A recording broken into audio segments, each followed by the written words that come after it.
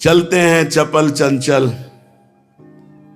कृष्णाय वासुदेवाय देवकी नंदनाय च नंदगोप कुमाराय गोविंदाय नमो नमः। हैं 2 वर्ष के अभी और किशोर को भी मात किए हुए हैं। ऐसी लीलाएं कर रहे हैं कि किशोर को भी मात किए। 2 वर्ष के मात्र हैं लाला भी।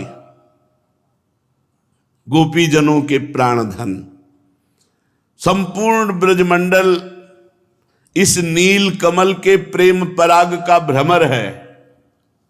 संपूर्ण ब्रजमंडल, घर घर ब्रज प्रगटी यह बात, दधि माखन चोरी कर ले हरि, ग्वाल सखा संग खात, ब्रज में घर घर प्रगटी यह बात, को कहती कि भांति हरि को देखो अपने धाम, हेरी माखन देव आछो, खाई जितनो श्याम, खाई जितनो श्याम, को कहती मैं देख पाऊं, तो धरी धरो अकवारी,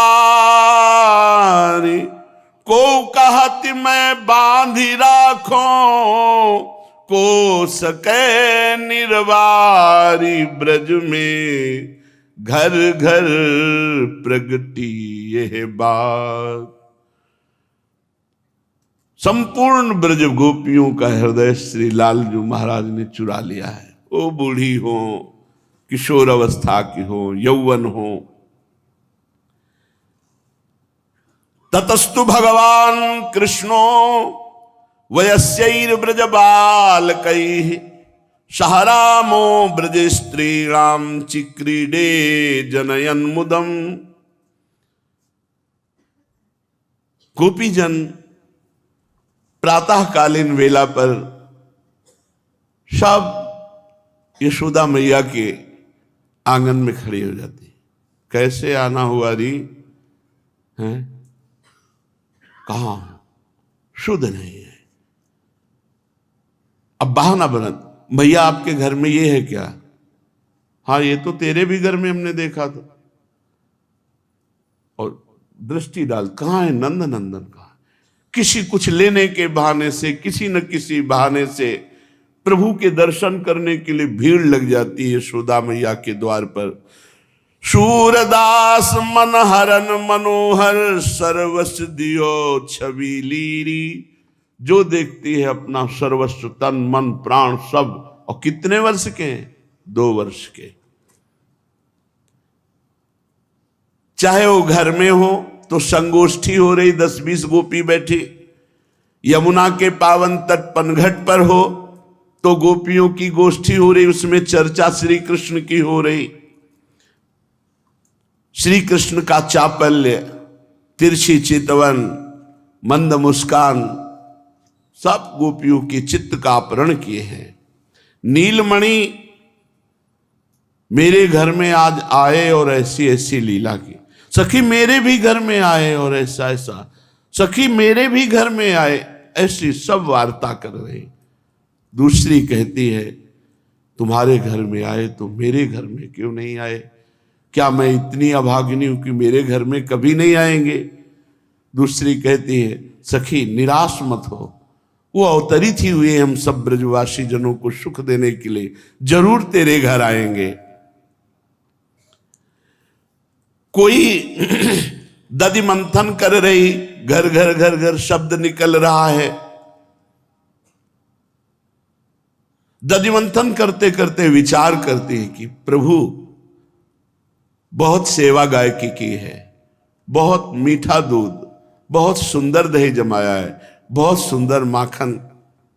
प्रभु आओ, हम छुप जाएंगी और आप मनमानी भोग लगाओ सखाओं के साथ। आप पाओ, खेलो, मैं आपको देखूं और फिर आपको पकड़ूं, फिर आपका भयचकित रूप देखूं।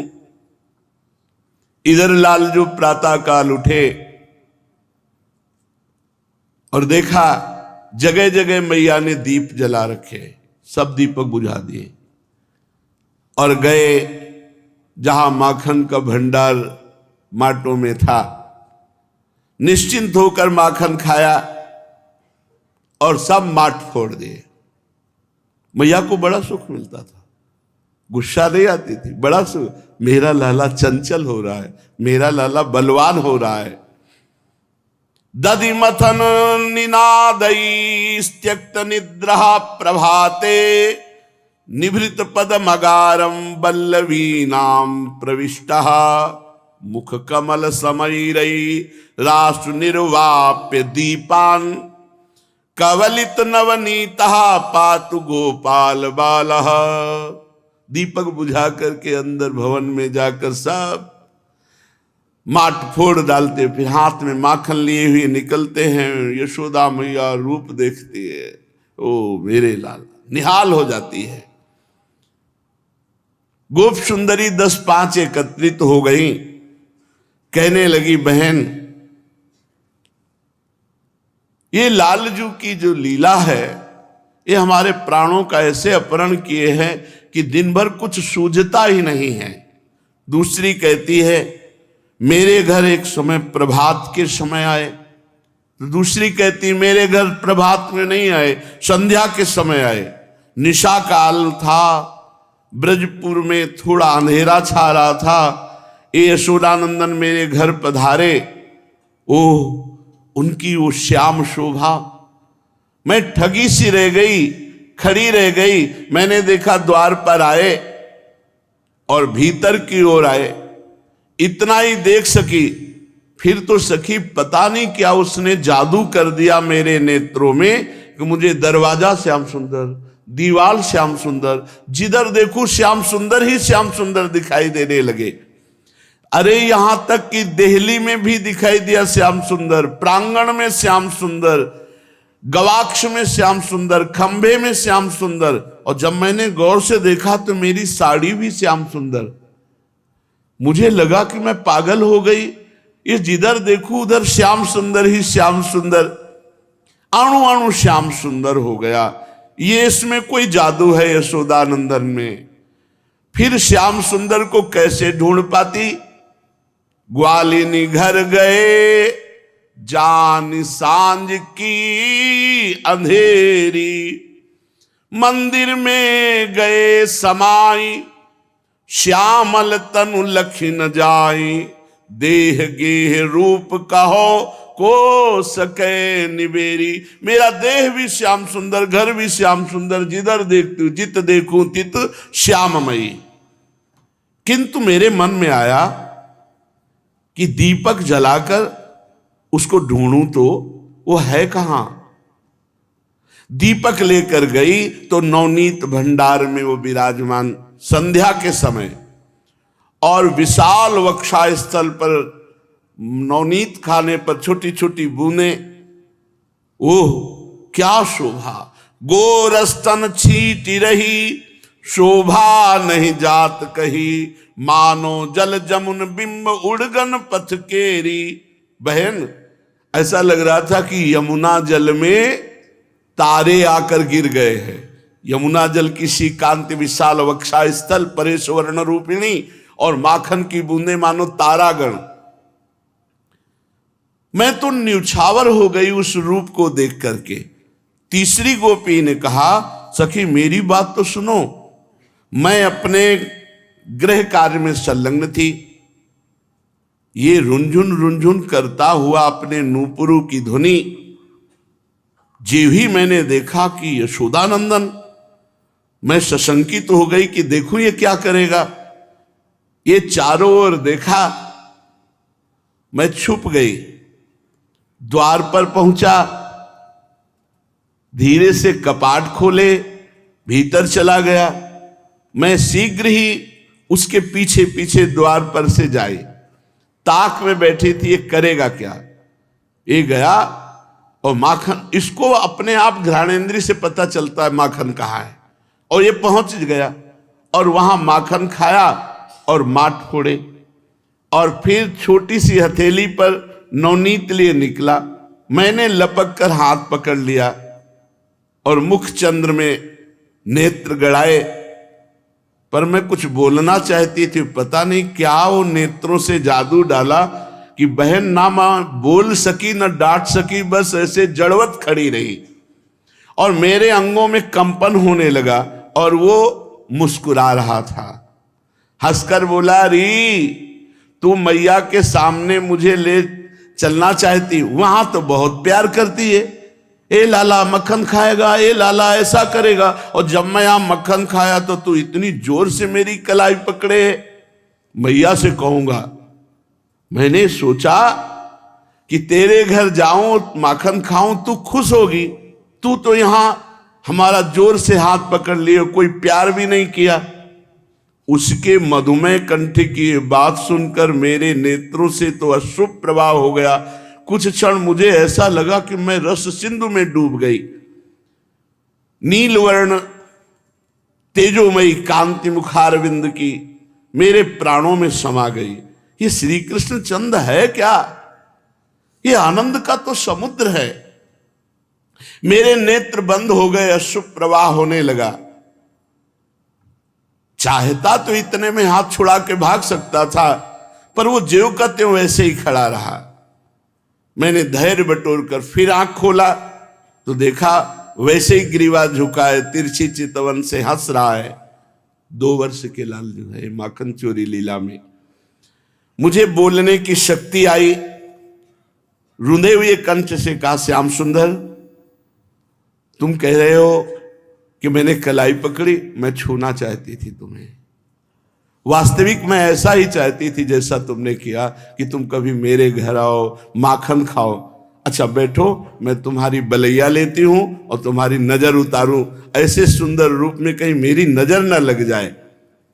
और मैं, ये तो तुम पुराने माखन के भवन में गए थे, मैं नवीन माखन लाती हूं। और नवनीत भंडार में गई, मटकी निकाल कर बाहर लाई। मैंने देखा वो भाग चुका था।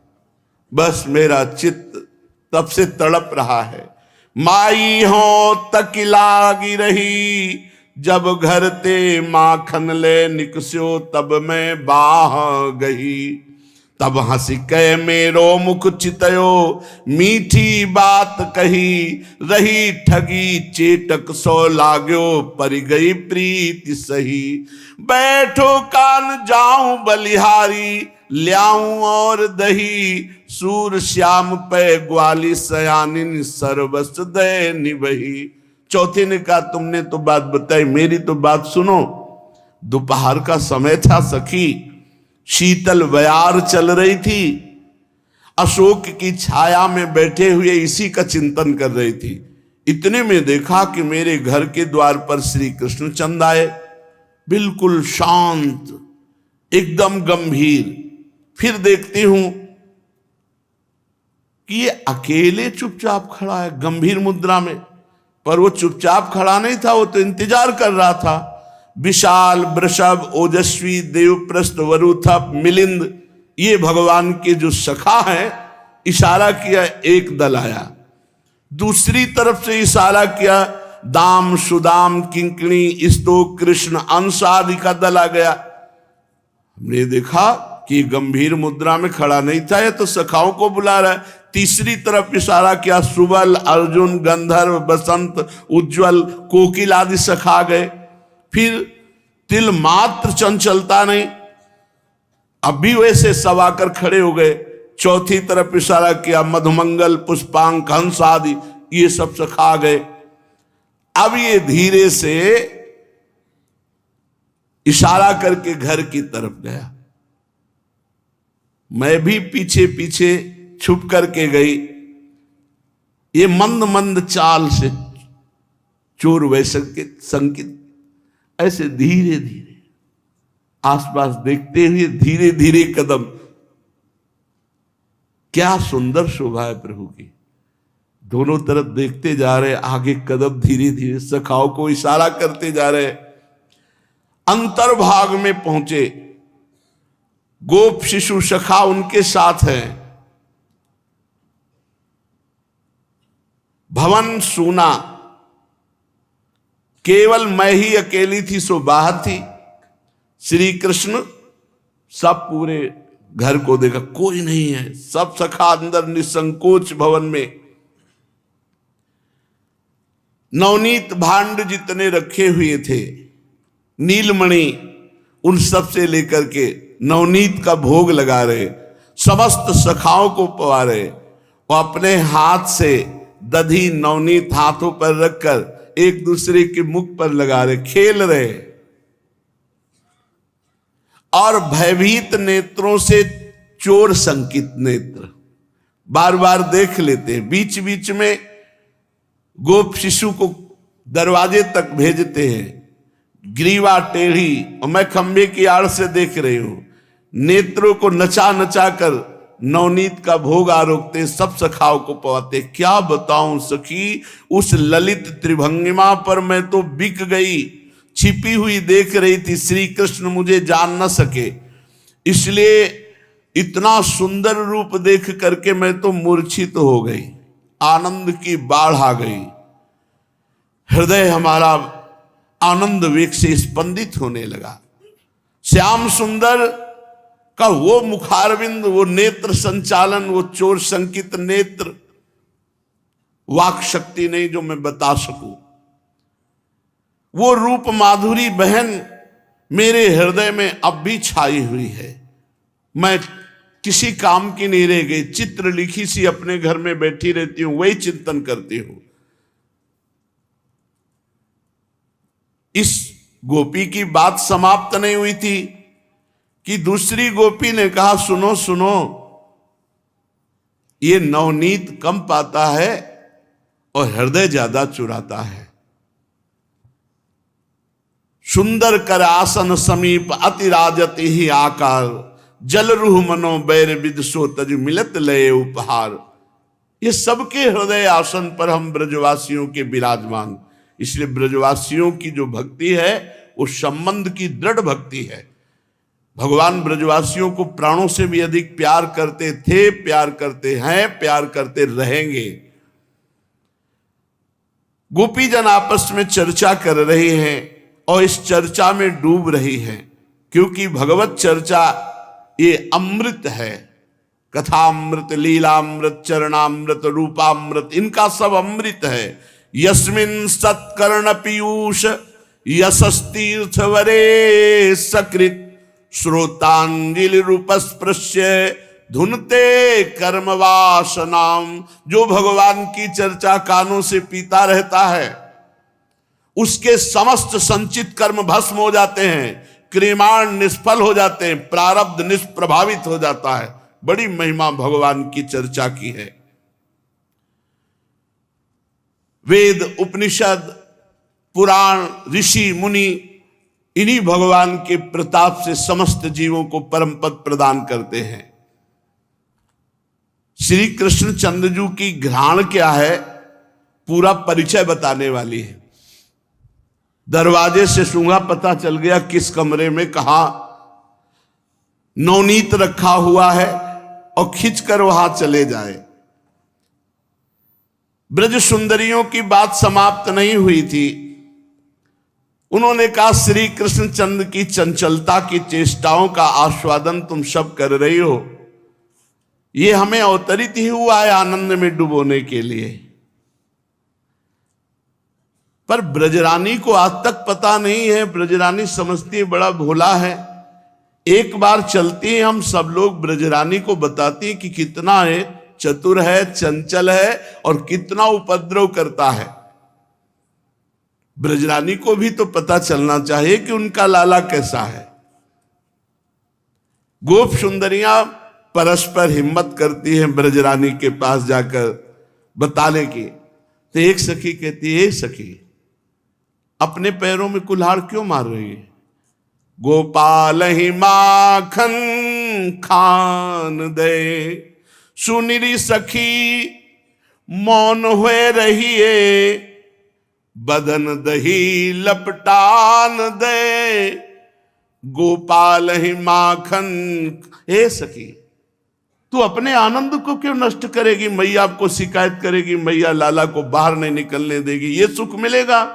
अरे गोपाल आकर हमारे घर में माखन खाता है, पूरे शरीर में लगाता है, वो शोभा जो देखकर सुख मिलता है, वो सब तू नष्ट कर देगी। नहीं जाना, मौन होके रहे, नहीं शिकायत करना।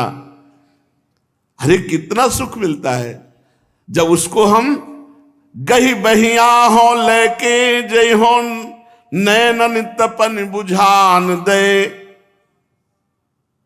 जब हम इसको बाह पकड़कर हृदय से लगाऊंगी, नेत्र से देखूंगी और कहूंगी चल मैया के पास, फिर उनको हृदय ये तपन बुझा दे, अनंत जन्मों की तपन शीतलता में बदल। ए सखी, शिकायत करने नहीं चलना है। कुछ गोपियों ने कहा तू मत जा, हम तो जाएंगे, मैया से बताएंगे, ये बड़ा उपद्रव करता है। और सखी उपालंब के बहाने देखेंगी तो उस समय श्याम सुंदर की रूप माधुरी में क्या परिवर्तन होता है। जब मैया डांटेगी तब कैसे लगेंगे। ब्रजेश्वरी दधिमंथन कर रही, उसी दधिमंथन की ध्वनि में अपनी कटकिंकिणी पदनूपुरों की ध्वनि मिला करके लालजू नृत्य कर रहे हैं, घर घर घर। तो वैसे ही नूपुर और वैसे किंकिणी बज रही और लालजू नृत्य कर रहे, यशोदा मैया दधि मंथन कर रही। श्री कृष्णचंद्र के मुखारविंद से सौंदर्य मंदाकिनी बेरे, यशोदा मैया बीच बीच में देख रही, लाला नृत्य कर रहा है। त्यों त्यों मोहन नाचे, ज्यों ज्यों रई घमर को होइरी, तैसी किंकिनी धुनि पग नूपुर सहज मिले सुरदोइरी। कंचन को कठुला मनि मोतिन, बिच बखनक रहो पोइरी। देखत बने कहत नहीं आवे, उपमा को नहीं कोइरी। निरखी निरखी मुख नंद सुवन को, सुरबर आनंद होइरी। सूर भवन को तिमिर नसायो, बलि गई जननी जसोइरी। यशोदा मैया बलिहारी जाती, लालजू नाच रहे हैं और वो दधि मंथन कर रही हैं। दधि मंथन समाप्त हुआ, पर इनका नृत्य तो चल ही रहा था, उसी आवेश में नाच रहे थे।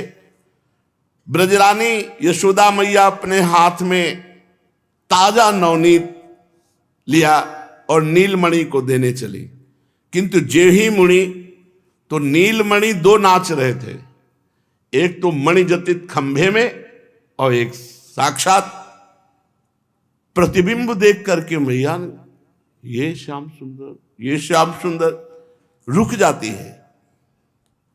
और इतना सुंदर प्रतिबिंब है कि निर्णय नहीं कर पाती कि असली में कौन है, ये है या ये है। मणिस्तंभ में नृत्यंत मत्यंत विलोकनीयम, कृष्णम मणिस्तंभ गतम मृगाक्षी। निरीक्ष साक्षात दिव कृष्ण मग्ने द्विधा वितेने नवनीत मेकम। इनमें किसको नवनीत दूं?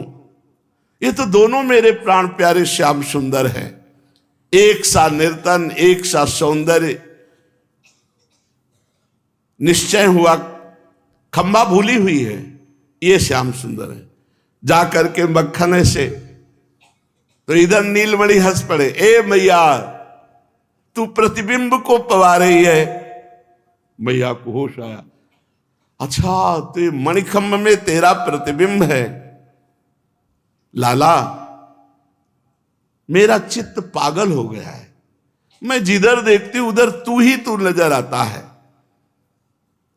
ये मैया और लाला की बात हो रही थी कि बहुत सी गोप सुंदरियां आई उपालंब उलाहना देने के लिए, लेकिन मैया और लाला का प्रेम देख करके सब स्तब्ध रह गई।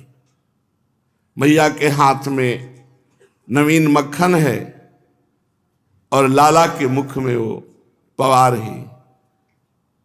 गोप सुंदरियां आपस में दृष्टि, इतने बड़े सुख में हम कैसे उलाहना दें। वो सब शिथिल हो रही प्रेम विवश, क्योंकि ये सब महाभाग्यवान तपस्वी जन गोपी बने हुए हैं। नीलमणि की दृष्टि गई कि ये सब हमारी शिकायत कर ले आई है। इतने में यशोदा मैया ने, अरे आओ बहन आओ, कितनी देर से तुम लोग खड़ी हो, हमें तो याद ही नहीं है नीलमणि ने बावरा कर रखा है। गोप सुंदरियां भी सब भाव समाधि में डूबी हुई थी, आई थी उल्हाना देने। एक दूसरे की तरफ, मुख की तरफ, तू बोलना पहले, तू बोलना। कोई नहीं बोलती। एक ने कहा, पहला गो यशोदा मैया, हाँ बोल रही, ये बहुत उपद्रव करने लगे हैं, यहां बहुत सीधे साधे खड़े हैं। कल की तुम्हें हम अपनी बात बता रहे हैं। गौशाला में जाकर दुहने के समय के पहले ही जितने बछड़े थे सखाओं के साथ जाके सब खोल दिया। सारा का सारा दूध हमारा बछड़े पी गए। अब हम तुम्हें कैसे बताएं, एक बूंद दूध नहीं बचा। मैया ने कहा कि यहां से ले लो, यहां से ले लो, क्यों नाराज होती हो? इतनी बात नहीं है, बछड़े क्यों खोले? क्योंकि बछड़े खोले, दूध पिया तो हम सब उधर जाएंगी बछड़े बांधने, इधर ये घर में घुसकर पूरा माखन सब, उधर दूध गया इधर माखन। यशोदा रानी ये बड़ा साधु बाबा बना खड़ा है, बहुत चंचल है। मैया को और परमानंद आ रहा है, मैया को परमानंद आ रहा है, गुस्सा नहीं आ रही। मेरा लाला ऐसा भी करने लगा है। ब्रज सुंदरियां उल्हाना देती। प्रातः काल उल्हाने के मिश से नंद भवन में ढेर की ढेर गोपियां ऐसे आती है, समूह की समूह श्री कृष्णचंद्र की शिकायत करती है। ब्रजरानी के हृदय में वात्सल्य उमड़ता है, गोद में उठा लिया। क्यों लाला, तू ऐसा क्यों उपद्रव करता? भला मैया मैं ऐसा कर सकता हूं? ये सब झूठ बोल रही हैं, ये केवल हमें देखने के बहाने से आई हैं। मैया ये सब झूठ बोलती। देखो मैया, मैं तुम्हारी गोद में इतना छोटा बछड़े कैसे खोल सकता हूं, छीके कैसे पा सकता हूं? गोपीजन भगवान श्री कृष्णचंद्र जी की ऐसी बात सुन करके यशोदा मैया से कहती हैं, आई ब्रजराज भाविनी, भाविनी तांत दुरंत भावोयम तव कुमारः, यदयम द्रुपत्रेवाधुना धुनान एव भुवन मवल मान संपल लीलोपी पल्लीलोपी चरितमभ्यस्ति स्थित्वा वा किम विधास्यति। ब्रजरानी, ये नीलमणि देखने को छोटा कुमार है, लेकिन वयस्कों को भी फेल कर देता है। इतनी बुद्धि, इतना बल, इतनी चतुरता। हमें लगता है भविष्य में ब्रजवासियों को चैन नहीं लेने देगा। भला देखो, अभी एक छोटा पौधा सा है, वो अभी अंकुरित हुआ है, केवल 2 पत्ते लगे, 2 दतलियां, और पूरे ब्रज को प्रकंपित किए हुए है। और ये जब यौवन होगा तब क्या होगा? अभी वो बोल ही पूरा नहीं पाई थी कि दूसरी हंसते हुए कहने लगी, यशोदा रानी, मैं कोई कविता नहीं सुना रही हूं तुम्हें, बहुत ध्यान से सुनना। ये नीलमणि, और प्रभु ऐसे देखो देखो कैसे सिर नीचा किए हुए बैठा है, और वो हंसी रोकना चाहती पर हंसी रुक नहीं रही, ऐसे अंगुली रखी। मैं तुम्हें बताऊं ये कितना नटखट है, तुम्हें सुनकर आश्चर्य होगा। ब्रजपुर के कितने ही घरों में बहुत दिनों से गौ दोहन नहीं होता। वत्सान मुंचन क्वचित समय क्रोश संजात हासा, अदुग्ध दुग्धेशु गवाम गणेशु निपाय यत्तेषु विमुच्य वत्सान संभूय भूया कृते यदा वा रोषस्तदा लुम्पिते स्मृतेन। ये ऐसा चतुर है कि कितनी गौशालाओं में कई दिनों से दूध नहीं दुआ गया। पूरे सखाओं के साथ जा जा करके वत्सान मुंचन, क्वचित असमये, असमय में, जब गाय दूहने का समय उसके पहले ही, क्रोश संजात हासा, और जब हम क्रोध करते हैं तब हंसकर ताली बजाकर भाग जाता है।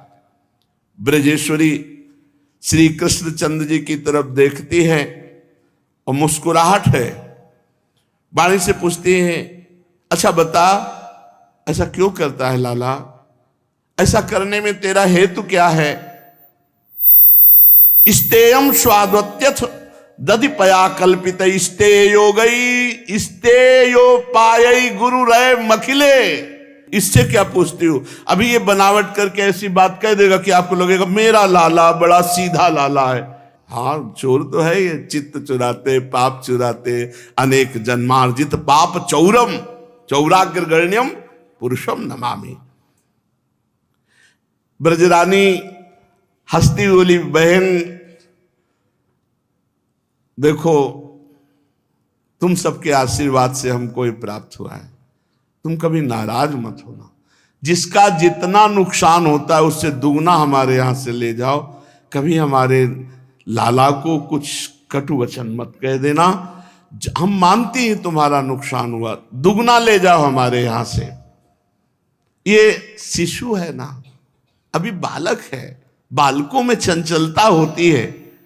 ये सुनकर के एक गोपी बोली, शिशु है, ये शिशु है?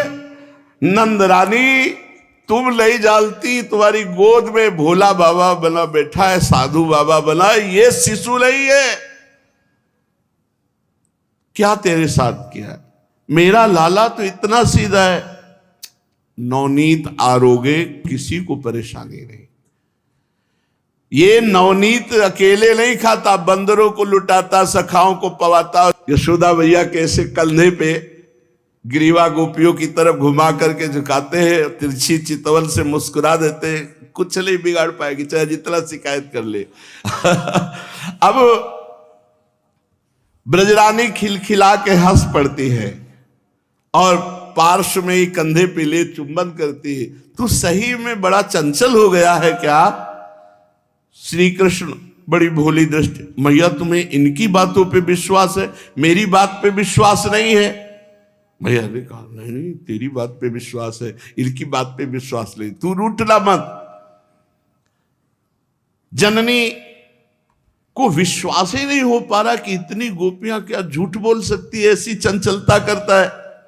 ब्रजरानी तू हमारे घर की तो बात ही नहीं सुनी, शास्त्रों बंदर इसके पीछे चलते हैं, और जिस घर में जाता है गोरस के माखन दूध दही सब बानरों को पवाता है।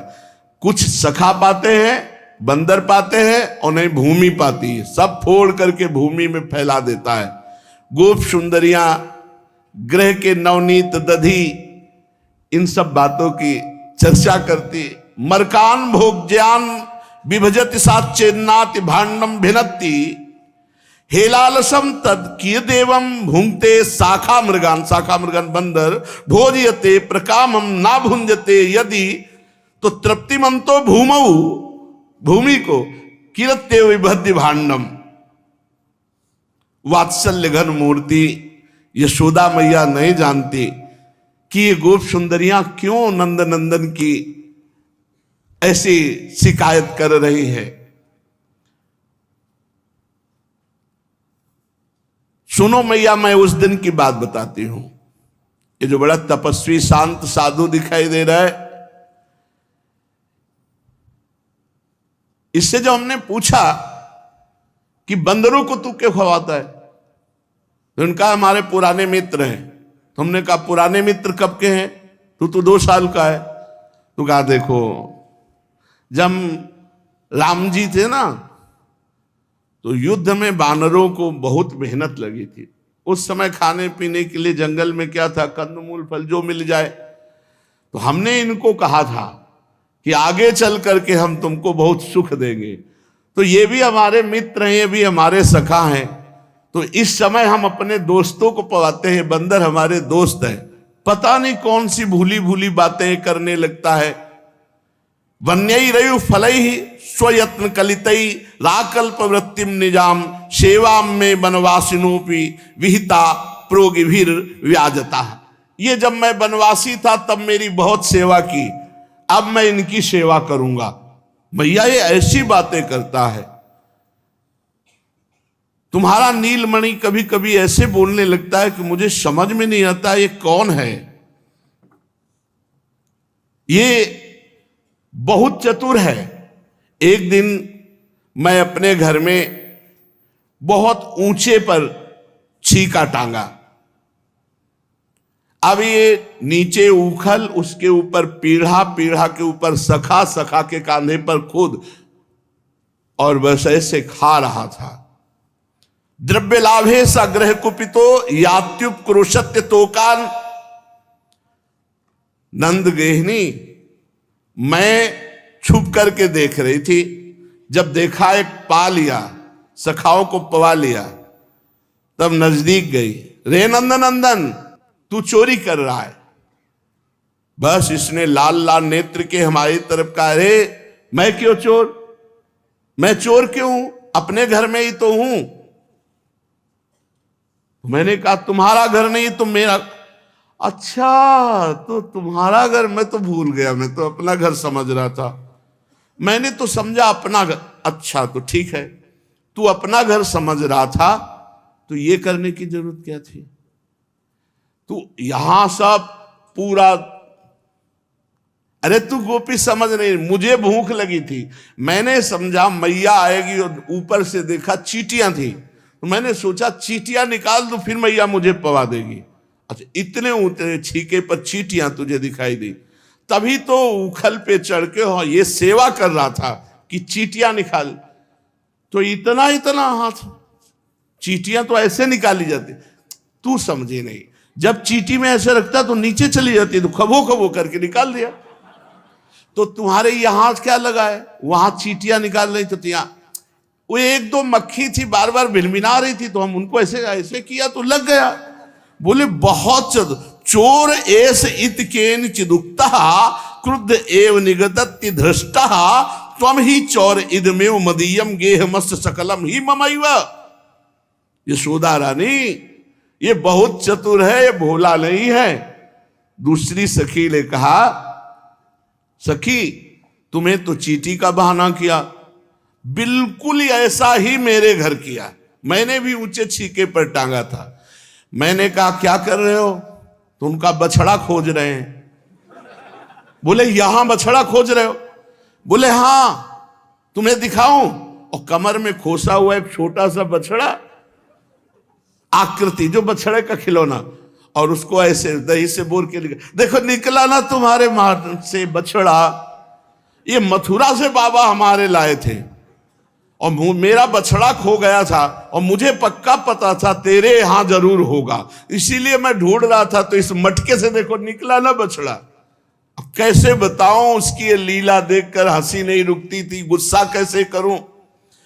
हस्तगाहे रचयति विधिम पीठको लूखलाद्य। दूसरी सुंदरी ने कहा कि ये नवनीत को पाने के लिए हर कला में प्रवीण है। जब इसका हाथ नहीं पहुंचता तो डंडे से छेद कर देता है, और सब आराम से पान करते हैं। तीसरी बोली, यशोदा रानी मेरे घर की घटना सुनो।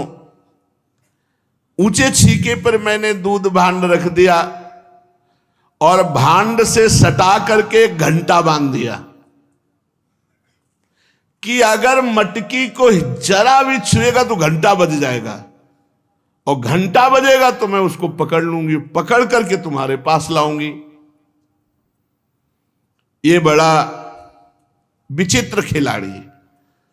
उखल, उखल के ऊपर पीढ़ा, पीढ़ा के ऊपर सखा, और सबसे पहले घंटा पकड़ लिया, और घंटा में माखन भर दिया।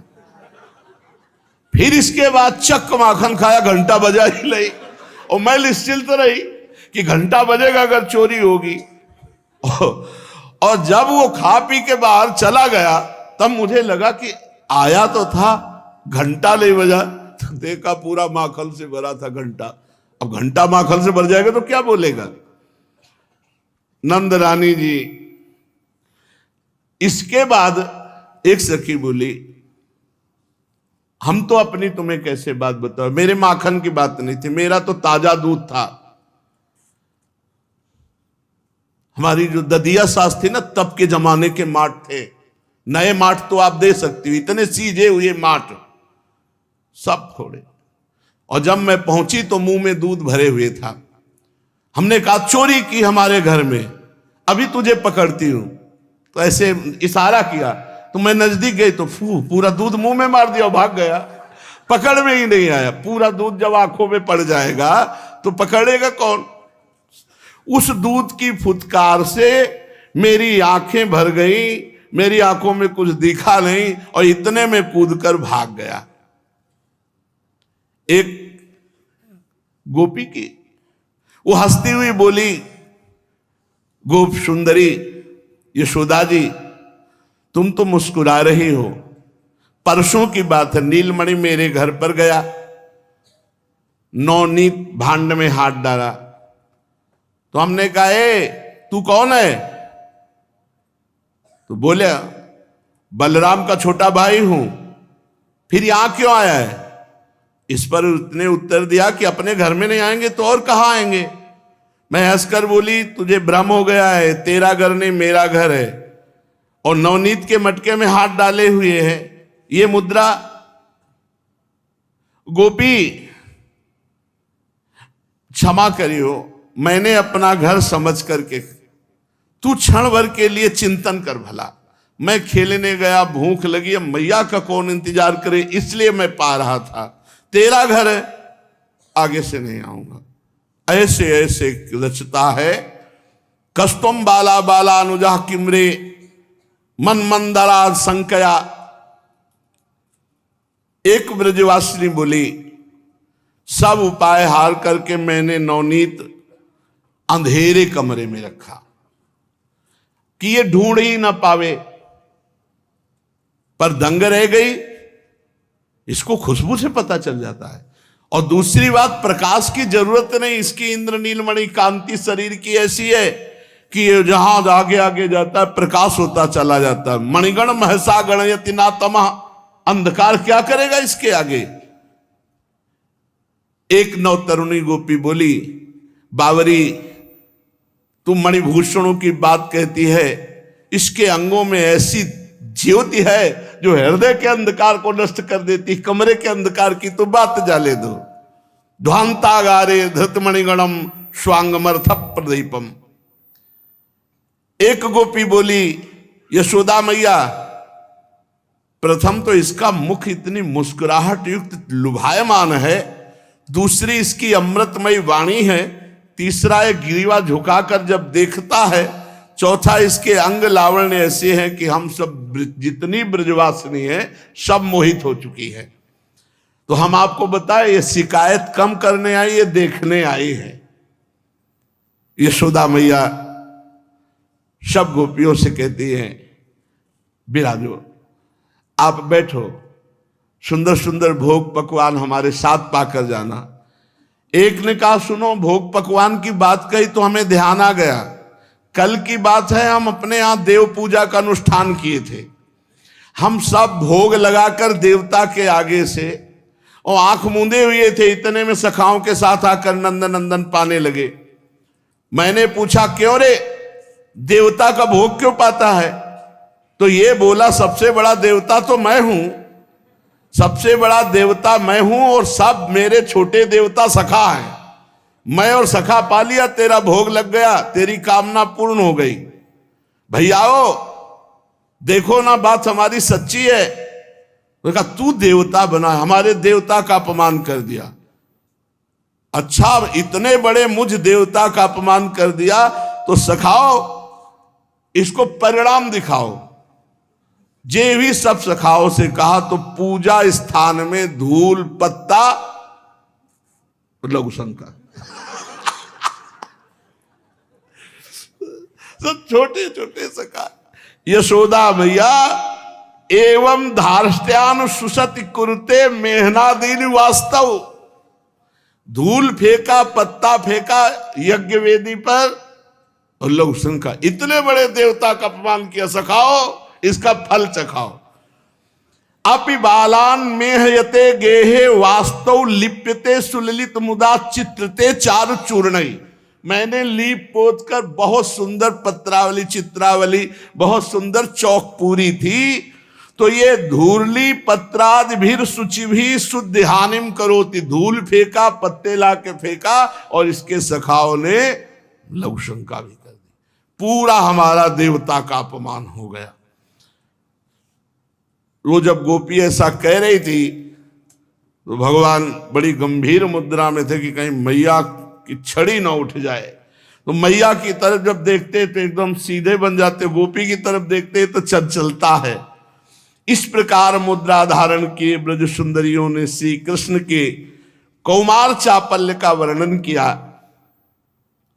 अंदर अंदर से मैया तो बहुत प्रसन्न हो रही कि चलो मेरा लाला कुछ कर रहा है, हष्ट पुष्ट हो रहा है, चेष्टाएं कर रहा है। इत्थम स्त्री भी सवय नयनम श्री मुखालोकिनी भीर व्याख्यातार्था प्रसित मुखिम नहुर्पालंब मुच्छे। समस्त गोपियां भगवान श्री कृष्ण की रूप माधुरी का पान कर रही है। मैया ने देखा कि ब्रज सुंदरियां कहीं नाराज हो गईं और कहीं अनिष्ट लाला के लिए सोच लिया, तो ब्रज सुंदरियों को सबको भोग पवाया, ठाकुर जी का तिलक लगाया जो घर में था, सबको सुगंधित द्रव्य माला पहनाई और मैया हाथ जोड़कर बोली। मैया जो बोली वो बहुत गजब। मैया कह रही कोई साप मत दे देना, कोई हमारे लाला का अनिष्ट मत कर देना, गारी मत दीजो मो गरीबनी को जायो है। बहुत तो मना करके हमारे इंद्रनील मणि हुई है, कोई शाप मत दे देना, कोई मेरे लाला का अनिष्ट मत सोच लेना, मुझ गरीबिनी के ऊपर कृपा करना, मेरे लाला का अनिष्ट मत। और ये पता नहीं कि लाला समस्त अनिष्टों को मिटाने वाला है, उसका अनिष्ट कौन कर सकता है। वात्सल्य का भाव भगवत भाव नहीं आने देता, वात्सल्य में मेरा लाला है। गारी मति दीजो मो गरीबिनी को जायो है, जितो तो बिगार कियो आन कहो मोसो तुम, मैं तो काहू बातन में नाही तरसायो है। हे गोपियों, कोई अनिष्ट की बात मेरे लाला की लिए मत कह देना। तुम्हें जितना चाहिए, हमने कभी रोका नहीं, सब ले जाओ, तुम्हें जितना चाहिए ले जाओ, जितना जिसका नुकसान हुआ हो उससे दुगना ले जाओ। दध की मटुकिया ले ले आंगन में आनी धरी, तौली तौली लीजो भटू जे तो जाको भायो। जितनी इच्छा हो ले जाओ। सूरदास प्रभु प्यारे निमिष नहु जो न्यारे, कान जैसे पूत पूर्व पुण्य नीते पायो है। कन्हैया जैसा लाला तो बड़े भाग्य से हुआ है। यशोदा मैया समस्त ब्रज गोपियों को संतुष्ट करती हैं, सबसे प्रार्थना करती कभी कोई नुकसान कर दे तुरंत हमारे यहां से दुगना ले जाना, पर कभी अनिष्ट की बात मत करना। बड़ा आनंद मंगल चल रहा है। दूसरे वर्ष की वर्षगांठ मनाई जा रही है। प्रातःकालीन वेला पर आज भोर तम चुर के रोल, गोकुल में आनंद होत मंगल धुनि महराने ढोल। सुंदर सुंदर ढोल बज रहे, मृदंग बीणा, लालजू के लिए वर्षोत्गांठ। अरे प्रभु है जहां है वहां तो अष्ट सिद्धियां निधियां सब डोल रही। उमगी ब्रज नारी सुभग कान बरस गांठी, उमग चाहती बरस बरसनी। गावहि मंगल सुगान नीके सुर नीकी तान, आनंद अति हर्षन कंचन मणि जटित थार। रोचन दधि फूल डार मिलिबे को तरसन, प्रभु बरस गांठी जोरति वा छवि पेत्रन तोरति सुर अरस परसनी। ब्रज गोपियों की भीड़ आती है, प्रभु को रोचना करती है। वर्षगांठ का बड़ा उत्सव मनाया जाता है। विप्र पूजा, अतिथि अभ्यागत अर्चना, ये सब कुटुंब सहभोज यशोदा रानी नंद बाबा मिलकर के करते हैं। तब तक बैठा ले रहते लाला को, खेलने नहीं जाना, आज वर्षगांठ है। दोपहर सबको भोजन पवाकर अब नीलमणि ने पूछा खेलने जाऊं? अभी तक तो भवन में मानो कैद कर रखा हो, इनको रोकना बड़ा कठिन था। यशोदा मैया जानती थी कि लाला बहुत चंचल है, भाग जाएगा, इसलिए पूरी दासियों की फौज इकट्ठा थी, जाने न पावे, आज इसकी वर्षगांठ है। मैया दुलार करते, तुम्हें एक मोर दूंगी, मथुरा से मंगाऊंगी, स्वर्ण निर्मित रत्न जटित मयूर खेलने के लिए दूंगी, तू उसे नचाना। फिर एक तुझे गोवत्स दूंगी, वो भी स्वर्ण जटित, तू चुपचाप पहले यहीं खेल, आज तेरी वर्षगांठ है। इस प्रकार प्रलोभन देकर तो नीलमणि को रोका गया था।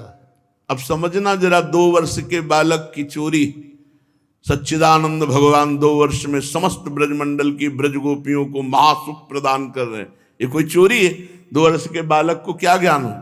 भगवान ने 2 वर्ष की अवस्था में माखन चोरी लीला की। अब भगवान श्री कृष्णचंद्र जो देखा कि पहरेदार कमजोर पड़ गए, दोपहर का भोज हो गया, तो तोरण को फांदते हुए द्वार के समीप से गोप सखा जो प्रतीक्षा कर रहे थे वो भागे भगवान और उनके साथ खेलने लगे। कहां गया नंद नंदन? यशोदा मैया व्याकुल होकर के, अरे देखो कोई उत्पात न कर दे, आज वर्षगांठ है, कहीं कुछ ऐसा अतिशय प्रीति में संदेह होता है। श्री कृष्णचंद्र जी समस्त लीलाओं के आचार्य हैं, तो एक ग्वालिन के घर गए। किस ग्वालिन के घर गए?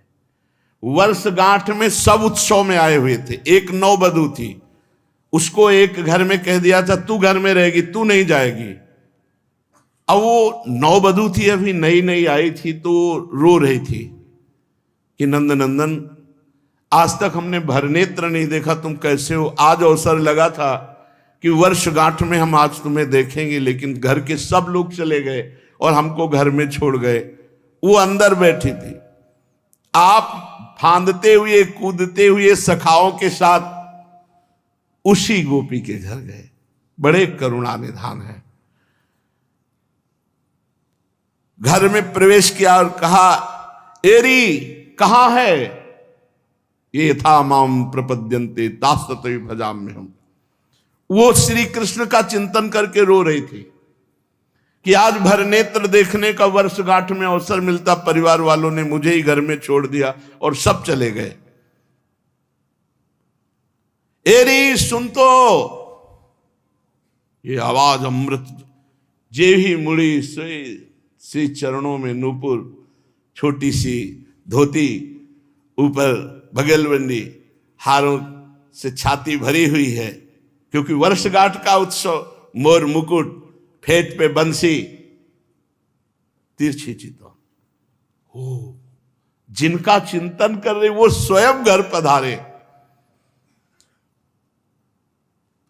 देख करके वो कितने आनंद में, सोचो कितने आनंद में होगी जिसका चिंतन कर रहे हैं मिलन के लिए, वही स्वयं। देखो भगवान कैसे अपने भक्तों को सुख प्रदान करते हैं। समस्त सखा दरवाजे पे कमर में हाथ रखे, ग्रीवा टेढ़ी के, ललित त्रिभंगी उसकी तरफ निहाल कर दे, जैसे घायल पर और वार कर दे। अपने घर में अपने मन चाहे नवनीरत कांति श्री कृष्ण को, वो सोच रही मैं सपना देख रही हूं या सत्य है। गोप सुंदरी निर्णय नहीं कर पा रही कि जागृत अवस्था है या स्वप्नावस्था है। मैं कहीं सोच रही थी, वही सोच तो मेरी नहीं है। इतने में श्री कृष्णचंद्र जी बोल, क्यों री सब घर आए तू मेरे घर नहीं आई वर्षगांठ में? अब ग्वालिनी को विश्वास हो गया कि स्वप्न नहीं, ये मैं साक्षात देख रही हूं। फिर हंसकर बोले, सुना नहीं रही, तो उसके आंखों से अश्रु प्रवाह हो रहा है। और कहा कि घर वालों ने जाने नहीं दिया, सब घर वाले वहां, मैं यहां घर की रखवाली के लिए रखी गई हूं। श्री कृष्णचंद्र जी नजदीक गए और उसका हाथ पकड़ लिया। अभी तो दूसरे वर्ष की गांठ है, वर्षगांठ का उत्सव, हाथ पकड़, फिर तो उसके हृदय में जो आनंद स्पर्श का, भगवत स्पर्श का, और कहने लगे पता नहीं तो आज कितना बड़ा उत्सव मेरा मैया ने मनाया। बार बार री तू मुझे कुछ देना, मेरा वर्षगांठ का उत्सव। वो तो बेशुद्ध खड़ी, अरे विलंब हो रहा है, वो कुछ उत्तर नहीं दे रही, ये हंस रहे।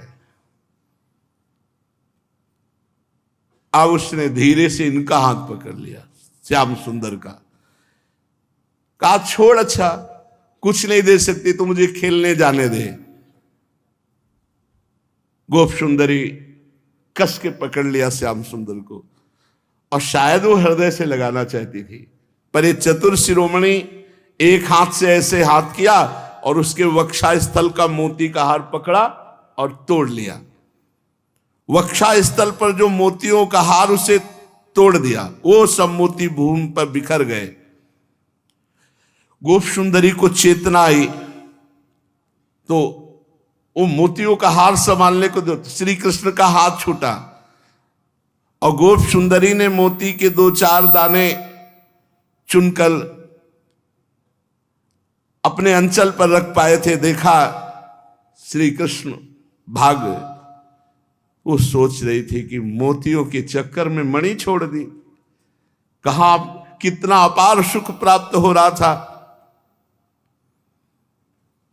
अब वो विचार किया कि अगर ये बात मैं छुपाई तो ठीक नहीं रहेगी, मेरी मोतियों का हार तोड़ा तो मुझे भी अवसर मिल जाएगा अब जाने का नंद भवन में, मैं कहूंगी कि शिकायत लेके आई थी। अब वो गोप वनिता जो वर्षगांठ के उत्सव से निकल रही थी, ये वहां पहुंची और वहां जाकर के यशोदा मैया से कहा, मैया ये शिकायत में करने आई हूं कि आज मेरे मोतियों का हार आपके लाला ने तोड़ दिया। मैं अकेली बैठी थी, ये गए, मेरा हाथ पकड़ा और फिर मेरी मोतियों की माला तोड़ दी। वैसे तो मैं नहीं बताने आती, पर घर वाले तो, इसलिए मैं शिकायत करने आई हूं। मैया ने कहा, आएगा तो मैं डांट दूंगी, तुम मेरा मोतियों का हार ले लो। और उतारा और अपने वो तो निहाल हो गई, कहां वो दो लरी का मोती और कहां यशोदा मैया के मोतियों का हार। वो तो रोम रोम पुलकित हो उठी और चली गई। मैया आई, जब लाला आया, क्यों रे तू उसके मोतियों का हार तोड़ा? मुझे अपना मोतियों का हार देकर उसे शांत करना पड़ा। लालजू ने कहा, तो फिर मोतियों की खेती करूं तुम्हारे हार के लिए? मैया ने कहा, हाँ तू तो खेती करेगा ही, मैं खेती करके दिखाऊंगा। छोटे से लाला, एक दिन मोती बेचने वाला व्यापारी मोती ले ले मोती, लालजू दौड़ पड़े। उसने पेटी रखी, देखा भवन, अरे तो बहुत बड़े घराने का है लाला। तो उनका मोती दिखा, मोती लूंगे। बाबा ने देखा नजदीक, क्या है? बाबा मैं मोती लूंगा, मोती की खेती करूंगा। अरे मोती की कहीं कोई खेती होती है? बाबा मैं मोती लूंगा। राजभवन देख करके व्यापारी ने सोचा, इतना मुनाफा तो यही हमको ले लेना चाहिए जो पूरे गांव में बेचने का होता है। लाला की तरफ देखे, भवन की तरफ देखे, और उसने बहुत ज्यादा कीमत बताई मोती की। बाबा ने कहा, इतनी महंगी थोड़ी मोती होती है, चलो यहां से ले जाओ, यहां मोतियों के ढेर लगे हुए, ये तो बालक है, हट कर। ना बाबा मुझे मोती चाहिए। लाला ने हट कर लिया। निरखी नयन रुझ्यो मनमोहन, रटत देहु कर बारंबार।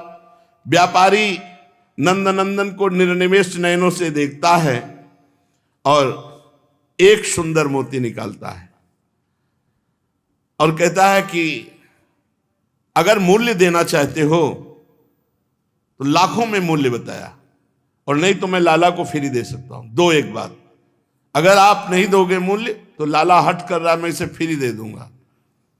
बहुत कुल के लालजू आनंदित हुए, पुलकित हुए, छोटी सी हथेली पर एक मोती रख दिया। दी रघमोल कहो व्यापारी, रहे ठगे सब कौतुकहार। करू पर ले राखी रहे हरि देत न मुक्ता परम सुडा। बाबा ने कहा ये बहुत ठग है, इतना थोड़ी कीमत होता है, नहीं मैं यही लूंगा। बाबा ने फिर भेंट दे दी। लालजू महाराज गोकुलनाथ बये जसुमति के आंगन भीतर भवन मजार। मैया तेरा हार ले गई थी ना गोपी, देख मैं मोती लाया हूं और आज इसकी खेती करूंगा। मैया ने कहा अच्छा लाला, यमुना जी के किनारे की मिट्टी लाओ। मैया भी जैसे लाला खेले जैसे राजी, ऐसे किया और उस मिट्टी में मोती। मैया का अच्छा ये जग जाएगा। मैया तो खेल समझ रही लालजू का। हसति जसोमति मात कहत करत मोहन कहा। ये नहीं जानत बात ये करता सब जगत के। एक संकल्प के अनंत ब्रह्मांड उदित हो गए। मैया तेरा हार उस गोपी ले गई, मैं ऐसी मोतियों का हार बनाऊंगा जो स्वयं उपजेंगे। उस रज में एक मोती डाला। मैया लाओ यमुना जल। मैया यमुना जल दिया, ऐसे उस पे डाला। कहा अंकुरित हो जाओ, अंकुरित। अरे लाला कहीं मोती अंकुरित होता, कोई अनाज थोड़ी है। देखा कि अंकुरित हो गया, मोती अंकुरित हो गया। थोड़ी देर में 2 पत्र, थोड़ी देर में वो थोड़ा सा पौधा, फिर तो विशाल शाखा, पूरा आंगन भर गया और मोती ही मोती उसमें। कर तुम अकर तुम अन्यथा कर तुम। जितनी मंजरियां सब में सुंदर राशि राशि के मोती। शाखा पत्र भये जल मेलत, फूलत फरत न लागी बार। यशोदा जी मैया देखकर आश्चर्यचकित रह गई। बाबा को बुलाया, देखो देखो लाला ने मोती का पौधा। ये अक्षर अविनाशी सच्चिदानंद जिनके इशारे से सूर्य चंद्र प्रकाशित होते हैं, काल जिनके अधीन है, वो परमात्मा क्या नहीं कर सकता, क्या नहीं कर सकता। एक क्षण में जिसने अनंत ब्रह्मांडों को रचा वो परमात्मा है। जगृहे पौरुषम रूपम भगवान महादादि भी संभूतम षोडश कला माधव लोक शिक्षया। 16 कलाओं में परम प्रवीण भगवान सच्चिदानंद श्री कृष्ण को मैया अपना लाला मान रही है। नीलमणि समग्र ऐश्वर्य समग्र धर्म समग्र यश समस्त श्री समस्त ज्ञान समस्त वैराग्य, ये सब के स्वामी है, इसीलिए भगवान है। ये कुछ असंभव आश्चर्य मत मानना। इनके भ्रकुट विलास सृष्टि लय हुई। अपार सामर्थ्यशाली प्रभु बाबा आए। मैया सांवले सलोले लालजू को गोद में, अरे मेरा लाला इतना सामर्थ्यशाली और मोती ही मोती। लालजू ने पेड़ हिलाया, मोती बिछ गए अपने पीतांबर में बिना, और कहा मैया देखिए नकली नहीं है, ये असली है, और इनका हार बना और तू पहन। शावा इदम विश्व अमोघ लीला सजत्यवत्यति न सजत्यतेस्मिन् भूतेषु चांतरहित आत्मतंत्र षाड्वर्गिकम जिघ्रति सद्गुणेशः। अगणित गोपों ने और ब्रजेश्वर नंद बाबा ने सबने पहचान की असली मोती, और भगवान ने सबको मोती बांटे, सबको, सब ब्रजवासियों को मोती बांटे। और इसके बाद काम मैया हो गया तेरे हार के लिए। अब बस उस मोती की जो वृक्ष था उससे कहा तू यहीं शांत हो जा, खत्म। केवल मोती मोती ही रह गए पीछे आंगन में और वृक्ष अंतर ध्यान हो गया। ब्रज तरुणी, नंद बाबा, यशोदा मैया, जानत नहीं मरम सुर नर मुनि, ब्रह्मादिक नहीं परत विचार, सूरदास प्रभु की यह लीला, ब्रज वनिता पहिरे गुहिहार। सब ब्रज वनिताओं ने वो मोती अपने हार में कि मेरे नंद नंदन के द्वारा प्रकट किया हुआ, और यशोदा मैया ने भी गुह करके। इस तरह भगवान की बाल लीलाएं हो रही। शेष लीला आगे। श्री राधा वल्लभ लाल की जय।